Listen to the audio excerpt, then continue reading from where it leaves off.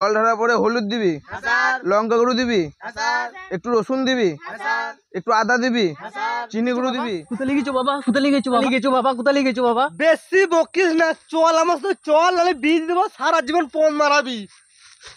চল চল তোরা রাজুদার মতন। মাস্টার মশাই শুনুন, এদিকে শুনুন। আসুন আসুন, কি মনে করে?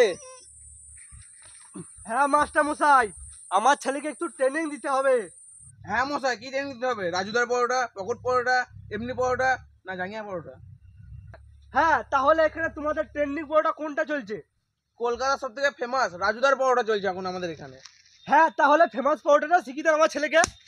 বাবা রে, বাবা রে, মেরে ফেলবা তো আমাকে। পরোটা শিখাতিস আমাকে, মেরে ফেলবা তো। না, ওটা পরোটা করবো না, আমি নিজের ব্র্যান্ড বানাবো, ব্র্যান্ড।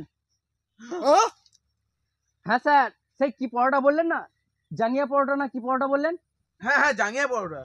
হ্যাঁ স্যার, আমার নিজের ব্র্যান্ড আমি নিজেই বানাবো। যেমন আমার নাম জনিদা, সেরকম আমার পরোটা নামও হবে জাঙ্গিয়া পরোটা। স্যার, আমি নাম কামাবো, নাম। আর না হলে পণ চুলকাবা। হ্যাঁ?